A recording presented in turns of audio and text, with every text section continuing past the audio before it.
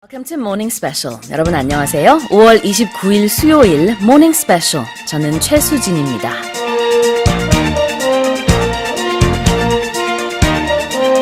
One of the most popular jobs that kids dream of having when they grow up is a firefighter. The unconditional spirit of helping others and saving lives, risking their own, seems to have a timeless appeal generation after generation. So it comes as no surprise that interest in training programs and simulations involving these forever heroes enjoy a great deal of attention.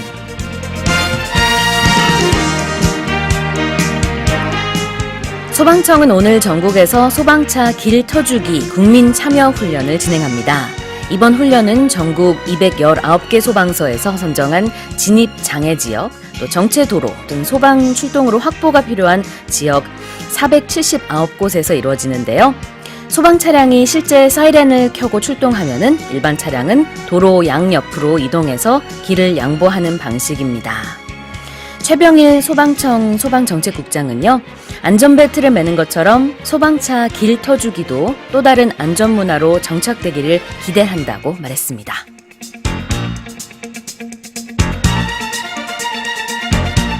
With that in mind, let me give you a quiz question here. Universally, trucks and vehicles used by firefighters around the world are this color. 1번 red, 2번 yellow. What color are fire trucks normally? Is it number 1 red or number 2 yellow? 오늘도 청취자 여러분의 많은 참여 기다리고 있습니다. 여러분의 퀴즈 정답 보내주신 분들 중에 추첨을 통해서 총 5분께 쿨링 스포츠 젤 보내드리겠습니다. 또 여러분의 소식과 소감 그리고 방송 중 궁금한 질문 있으시면 보내주세요. 짧은 문자는 50원, 긴 문자는 100원에 샵 1045로 보내주시고요. 반디 게시판이나 카카오톡 플러스 이용도 가능합니다. Okay then, let's kick off today's show with today's global headlines. 세계 각국 언론사들의 어떤 헤드라인이 올라왔는지 살펴보는 시간이죠. Touch Global Headlines.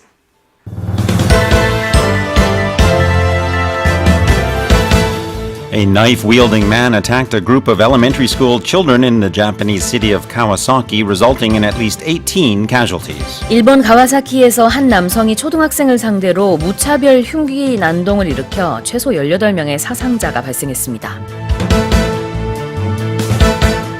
A court in Japan has ruled against a group of 27 Koreans who were pressing for the removal of their deceased relatives' names from the Yasukuni Shrine in Tokyo. 일본 야스쿠니 신사에 합사된 가족들의 이름을 빼달라는 한국인 유족 27명이 낸 소송에서 도쿄 지방법원이 원고 패소 판결을 내렸습니다. Austria's Chancellor Sebastian Kurz has been ousted in a no-confidence vote. 오스트리아 연방 하원이 세바스티안 크루츠 총리에 대한 불신임안을 가결했습니다. At least 55 inmates have died in riots that broke out at 4 prisons in the city of Manaus in western Brazil. 브라질 마나우스시의 여러 교도소에서 폭동이 일어나 최소 55명이 사망했습니다. Bloomberg reported that further escalation in the U.S.-China trade war could slash global GDP by $600 billion annually within 2 years. 미중 무역 전쟁이 전면전으로 확대되면 2021년 글로벌 GDP가 711조 원의 손실을 볼 것이라는 분석이 나왔습니다. A report by the World Health Organization showed that North Korea's air pollution mortality rate stood at 207.2 deaths per 100,000 population, or more than 10 times higher than the rate in South Korea. 세계보건기구에 따르면 북한의 대기오염으로 인한 사망률은 인구 10만 명당 207.2명으로 한국의 10배 이상인 것으로 나타났습니다.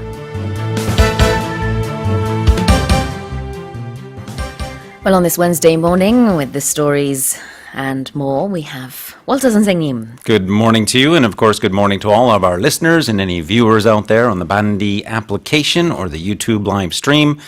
A quick shout out, if I could, to my cousin, who is a firefighter in Canada. He's an airport firefighter, but nevertheless a firefighter, and has been for many, many years. I would say probably 25-ish years. Wow. I have a relative, an in-law, in fact, who's also a firefighter. And I want to say thank you to all the firefighters Yes, today, of course. including my relative, of Sure. course.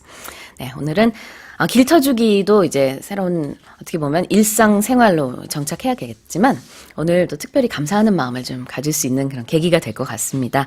뿐만 아니라 이제 소방차에 직접 탑승해서 소방관과 함께 출동 훈련을 할 수 있는 그런 체험 행사도 오늘 진행이 된대요.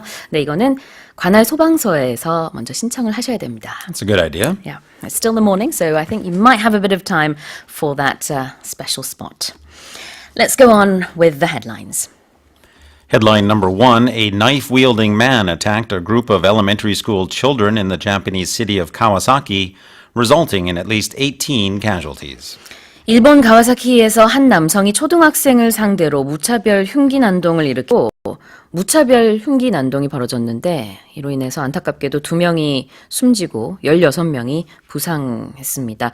그 남성은 이제 50대 범인은 50대 남성인데요. 범행 후 자해를 해서 사망한 상태입니다. 그렇기 때문에 정확한 원인이라든지 왜 이런 일이 벌어졌는지 파악하는 데까지는 시간이 좀 걸리기는 하겠지만 일본 내에서는 이런 사건을 도리마 사건, 도리마 살인 사건이라고 하더라고요. 이제 도리마라는 게 거리의 살인마라는 뜻이래요. 그래서 일본에서는 이런 묻지마 살인을 이렇게 부른다고 합니다.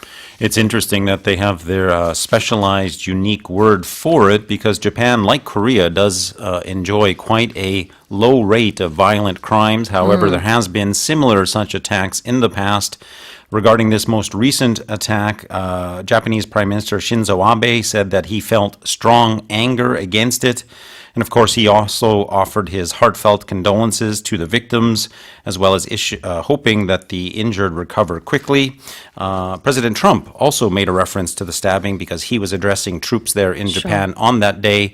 Prior or at the beginning of that address, he did also give his regards and that of the American peoples to the injured and their families. 네, 그렇습니다. 미일 정상회담으로 사실 일본에서는 분위기가 좀 무르익고 있는 그런 상황이었는데요. 이 충격적인 사건으로 인해서 전 국민이 많이 놀란 모습이고 전 세계적으로도 지금 충격에 쌓인 모습입니다. Let's go on to our second headline. Headline number 2, a court in Japan has ruled against a group of 27 Koreans who were pressing for the removal of their deceased relatives' names from the Yasukuni Shrine in Tokyo. 일본 야스쿠니 신사에 합사된 가족들의 이름을 빼달라는 한국인 유족 27명이 낸 소송에서 도쿄 지방법원이 원고 패소 판결을 내렸습니다.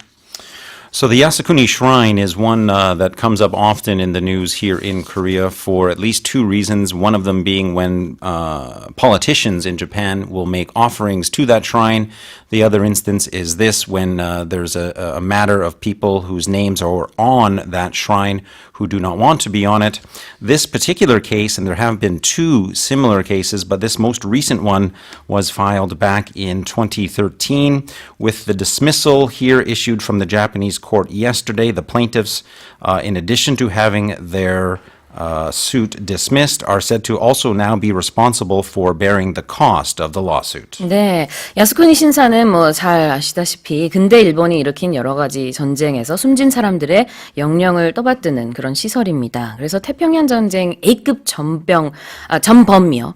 14명을 포함해서 한 246만 명 정도가 합사돼 있는데 여기에 뭐 유골이 있는 것도 아니고요. 위패가 있는 것도 아니고 합사자 명부만 있습니다. 그런데 이제 조선인만 한 2만 1,000명 정도가 합사된 것으로 추정이 돼요. 낯선 땅에 강제로 끌려갔다가 억울하게 죽은 뒤 이곳에 합사돼서 전범들과 똑같은 취급을 받고 있다라는 겁니다. 그래서 이제 이 소송을 제기를 한 지가 말씀하신 대로 굉장히 오래됐어요. 이 판결을 또 기다리고 소송을 제기하고 그리고 꽤 긴 시간이 흘렀는데 어제 일본 재판부가 판결을 읽어내리는 데 걸린 시간은요, 불과 5초였습니다. And in addition to this most current case, as I mentioned, there had been a previous case that was also dismissed. That previous case dated back to 2007. In response to this most recent case, the group that has been responsible here for helping the plaintiffs to bring the case to trial said that they do strongly condemn the unjust judgment of the Japanese court and that they will launch an appeal. 네, 그렇습니다.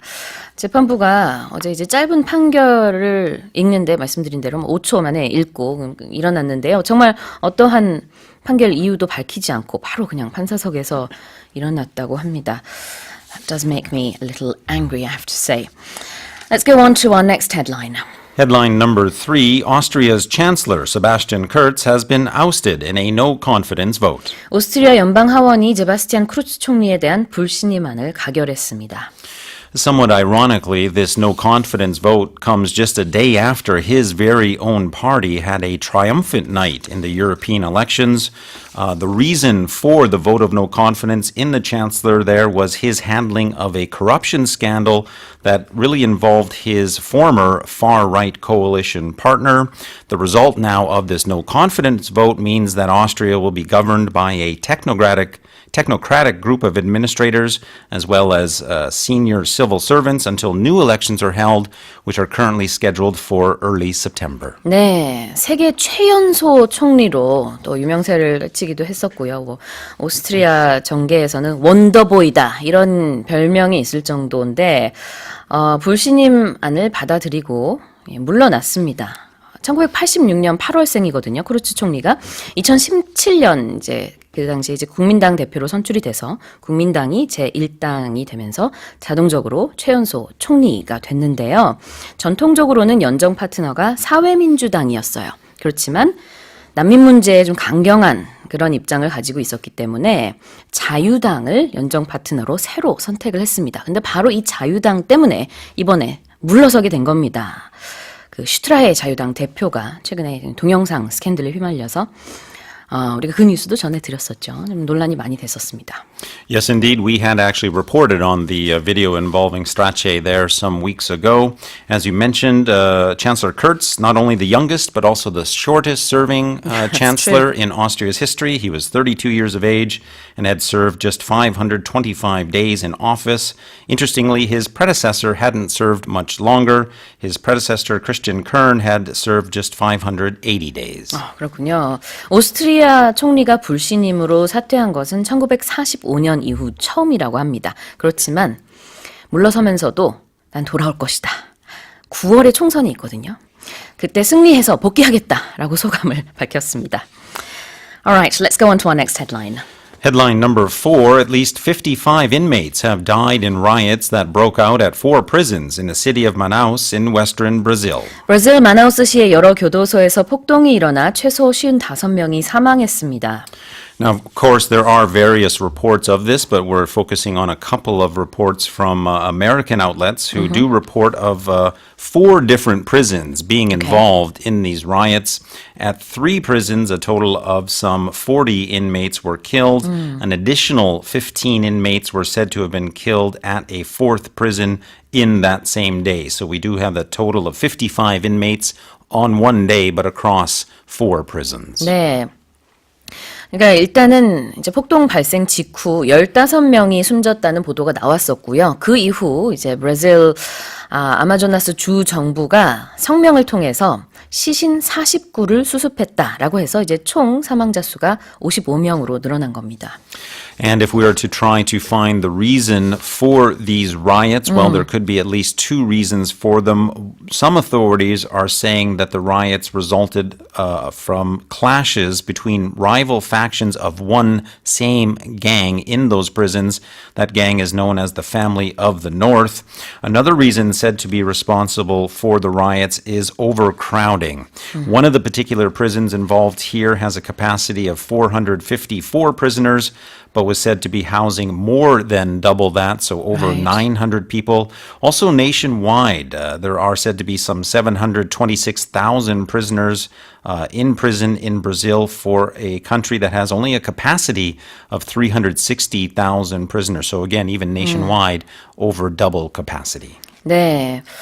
이번에 왜 이런 폭동이 일어났느냐에 대한 원인으로는 이제 수감자들의 파벌 싸움이었다. 이런 원인이 지목이 되고 있지만 말씀해 주신 대로 조금 더 큰 맥락에서는 브라질에서 이런 사건이 사실 굉장히 많이 일어난대요. 그런데 수감자 과다 수용, 그다음에 열악한 시설 때문에 폭동과 탈옥이 빈번하게 발생하고 있다고 합니다. 실제로 현지에서 지금 수감자는 수용 능력의 2배 이상에 이른다고 합니다.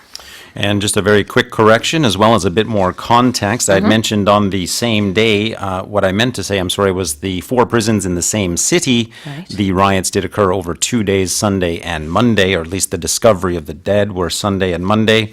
A little bit of context about Brazil. As of 2016, Brazil had the 3rd largest prison population in the world after the United States at 2.1 million and China at 1.6 million. Those are raw numbers, of course, not a per capita figure. All right, let's move on to an economy story, a troubling one at that. Headline number 5. Headline number 5, Bloomberg reported that further escalation in the U.S.-China trade war could slash global GDP by $600 billion annually within 2 years. 미중 무역 전쟁이 전면전으로 확대되면 2021년 글로벌 GDP가 711조 원의 손실을 볼 것이라는 분석이 나왔습니다. So this particular study does come from Bloomberg, as the headline mentions. If it looks at just the current status of affairs, that does predict then a decline in GDP for China of 0.5% and for the rest of the world by 0.2%. Again, that would be in 2021, but at the current rate. If President Donald Trump follows through on his threat of higher tariffs, well, then that could make things worse, predicting a fall of Chinese GDP by 0.08% and the rest of the world by 0.05. 근데 이런 시나리오 속에서 한국이 또 큰 타격을 받을 수 있다라는 분석이 나오고 있는데요. 노출 위험도를 고려했을 때 중국의 대미 수출이 감소하면은 가장 큰 타격을 입는 제3국이 대만, 한국, 말레이시아, 싱가포르, 태국 순으로 나타났습니다. Yes, indeed. The study did also look at who would be the hardest hit. And as you mentioned, Taiwan would be, or is expected to be, the hardest hit, with also South Korea and Malaysia also being caught quite strongly. All right. Let's go on to our final headline. Headline number 6 this morning. A report by the World Health Organization showed that North Korea's air pollution mortality rate stood at 207.2 deaths per 100,000 population, or more than 10 times higher than the rate in South Korea. 세계보건기구에 따르면 북한의 대기오염으로 인한 사망률은 인구 10만 명당 207.2명으로 한국의 10배 이상인 것으로 나타났습니다. Well, I suppose the good news, if there can be any in this type of story, is that the North Korean figure of 207.2 deaths per 100,000 is not the lowest in the world. There are other countries lower than that, namely Nigeria, Guinea, and Niger, Gambia as well. One of the reasons for this is not just external air pollution, but something that we touched upon, I think, last week, indoor air pollution as well. In Africa especially. Indeed, that indoor air pollution comes from cooking, as many places use coal or wood or charcoal for cooking as well as heating, which of course contributes to indoor air pollution as well. 네, 그렇습니다. 어제 세계보건기구가 펴낸 2019 세계보건 통계에 따르면은 북한의 대기오염으로 인한 사망률이 이제 10만 명당 207명 정도였는데 한국은 이제 20명 정도라고 합니다. 그러니까 10배 이상의 차이가 나고요. 북한의 통계만 놓고 보면은 1년 전에 비해서는 그래도 줄어든 것입니다. 그전에는 238명으로 집계가 됐었습니다. Yeah, true. Small improvement there. So I suppose also a piece of